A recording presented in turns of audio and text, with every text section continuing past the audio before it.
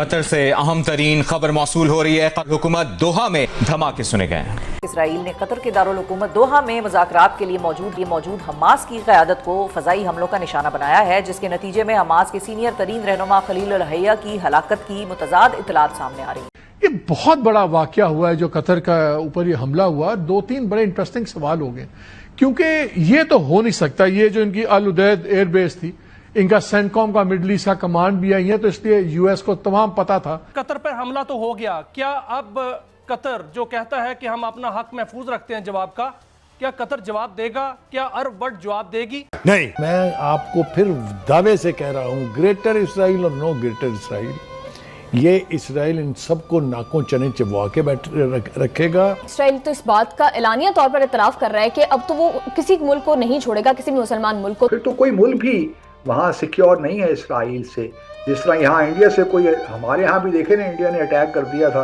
ये तो हम देख चुके हैं कि ये इंडिया के बिल्कुल वो दाएं हाथ पे बैठे थे, ड्रोन हमारे खिलाफ उन्होंने इस्तेमाल किए। What is the possibility of Israel attacking our assets and if it happens how could we response? और ये तासर दिया जा रहा है कि पाकिस्तान ने एक बहुत बड़ी शिकस्त दी है भारत को अपने JF थंडर से। क्या ये क्या अपने जो है वो अपने असले से, क्या हम जो है वो अगर वो हमसे अबाबील JF थंडर जो है वो डिमांड करे तो हम दे सकते हैं उनको? चड्ढा समझाओ, इसे समझाओ। ऐसे खिलौने बाजार में बहुत बिकते हैं। फिलहाल तो मैं इतना ही कहूंगा कि इन तिलों में तेल नहीं है। अरब ममालिक मुकम्मल तौर पे लेट चुके हैं। अब इब्राहिमी मुआहदा होना ही होना है और इसराइल अपनी टांग ऊपर रख के मनवाएगा। हेलो फ्रेंड्स, जय हिंद। क्रिकसेल हिंदुस्तान में आपका स्वागत है। दोस्तों, कतर में इजराइल ने अटैक किया है, वो आप सबको खबर तो मिल ही गई होगी, लेकिन उसके पीछे का जो कारण है, एक दिन पहले आपको पता होगा कि इजराइल के अंदर जेरूसलम में जो आतंकवादी हमला हमास के द्वारा हुआ था, जिसमें बस स्टैंड पर 6 लोगों को मारा गया था और बहुत लोग घायल थे, क्रिटिकल कंडीशन में थे। उस हमले के बदले में इजराइल ने हमास के मुख्य मास्टरमाइंड को, जो कतर की कैपिटल दोहा में रहता था, उसको खत्म कर दिया। और ये बात इजराइल की तरफ से बोली गई है, लेकिन पाकिस्तानी मीडिया जो क्लेम कर रही है, आपने तो इनका रोना धोना इंट्रो में देख ही लिया होगा कि इन लोगों को कितना खौफ है कि भाई अब कोई भी सुरक्षित नहीं है पाकिस्तान में। लेकिन मुझे एक बात समझ में नहीं आती इन पाकिस्तानियों की। ये बोल रहे हैं कि मुस्लिम उम्मा इजराइल को कुछ बोल नहीं रही है, तो मैं इन पाकिस्तानियों को कहना चाहता हूं कि तुम्हारे पास भी तो दुनिया की नंबर 1 आर्मी है, तुम लोग पहला स्टेप क्यों नहीं ले रहे हो? और हमेशा बोलते रहते हो कि पाकिस्तान एक वाहिद एटमी मुल्क है पूरे मुस्लिम उम्मा में, तो तुम लोगों को सबसे पहले बोलना चाहिए जब तुम लोग इतने पावरफुल हो। लेकिन तुम लोग एक शब्द नहीं बोल रहे हो और मुस्लिम उम्मा पे बैठकर बातें बना रहे हो और दूसरों को ब्लेम कर रहे हो कि इजराइल के सामने कोई कुछ नहीं बोल रहा है। तो सबसे पहला कदम पाकिस्तानियों तुम उठाओ ना, अगर तुम्हारे में इतनी हिम्मत है। दोस्तों, इन पाकिस्तानियों को पता है अगर ये इजराइल के बारे में कुछ बोले या इजराइल को धमकी दी तो अगला नंबर इनका है, इनकी इजराइल के नाम से ही फटती है।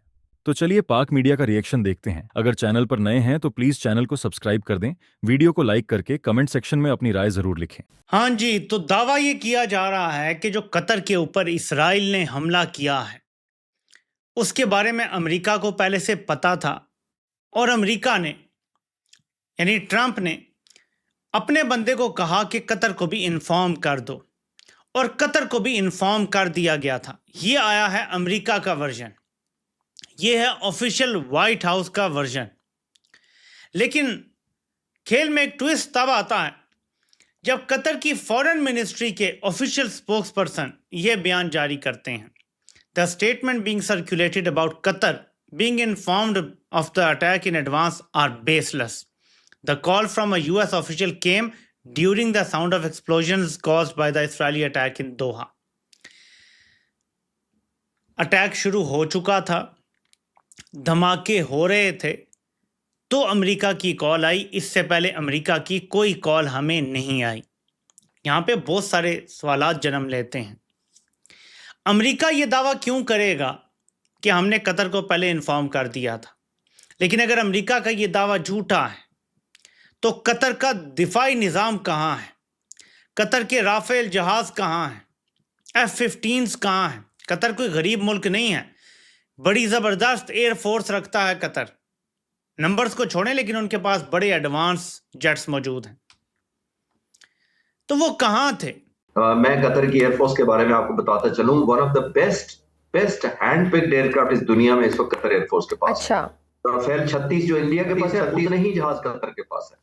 आप जरा विजुअलाइज करें, उनके पास टाइफून जहाज है जो वेस्ट का सबसे मॉडर्न जहाज है। उनके पास यूरो फाइटर है, ये 3 टॉप ऑफ द लाइन जहाज हैं जो वेस्ट के हैं।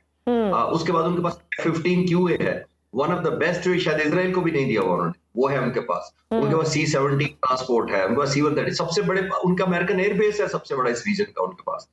तो इतना कुछ होने के बावजूद इसका मतलब है वो मुल्क भी सिक्योर नहीं है। अब आप नोट करें कि इजराइल से जहाज आते हैं, 10-12 के करीब जहाज आते हैं, 10 बॉम्ब फेंकते हैं, और air space I am sure use की होगी जॉर्डन और इराक की, वही शॉर्टेस्ट रास्ता बनता है। एक बार इसके अंदर रिफ्यूलिंग भी चांस है, हुई है, ऑल्दो 10,000-1200 किलोमीटर बन रहा है, आते जाते पॉसिबिलिटी है रिफ्यूलिंग भी हुई होगी एक बार। इसका मतलब रिफ्यूलिंग हो रही है, आने दिया भी जाता है, जाने भी दिया जाता है। अब कतर को बताया भी नहीं जाता है कि आपकी बारी, मुझे जो लगता है अब मैटर ऑफ चांस नहीं है आपकी बारी कब आनी है।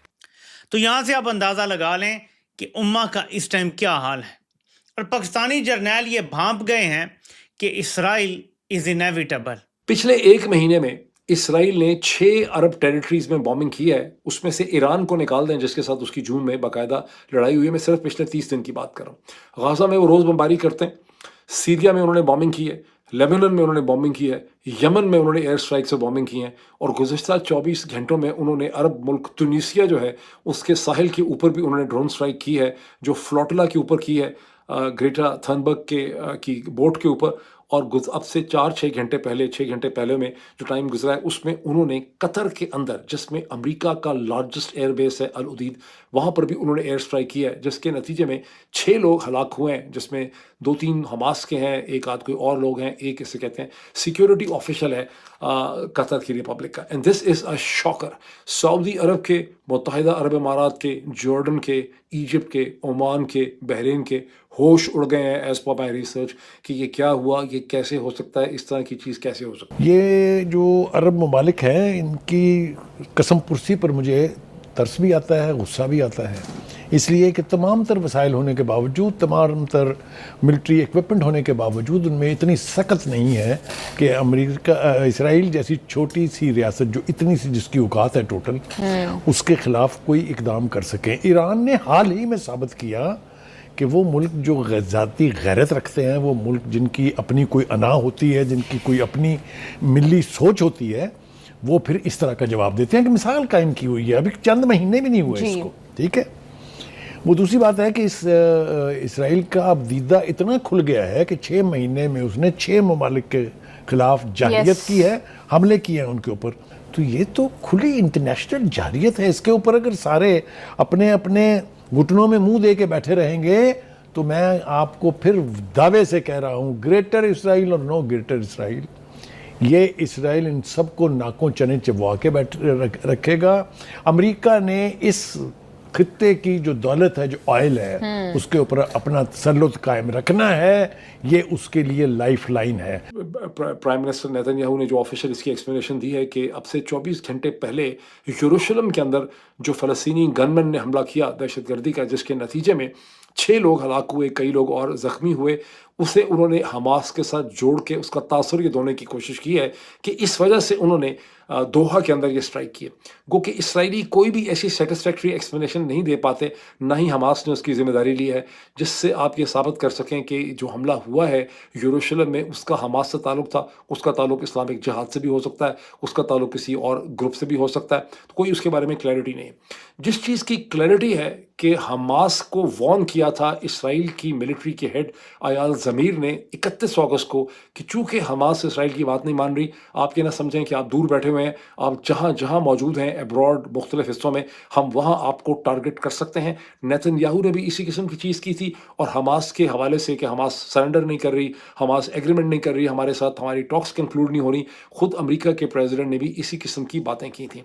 सो प्राइमा फसाई लगता यह है कि हमास को जो टारगेट किया गया है वो एक ओवरऑल स्ट्रेटजी में टारगेट किया गया है, एक ऐसे वक्त में जब हमास की सारी टीम इकट्ठी होकर अमेरिका का ही जो दिया नया प्रपोजल था उसके ऊपर गौर व फिक्र कर रही थी, अकॉर्डिंग टू हमास सोर्सेज, जो कि रॉयटर इंटरनेशनल खबर एजेंसी है, उसने उसको रिपोर्ट भी किया।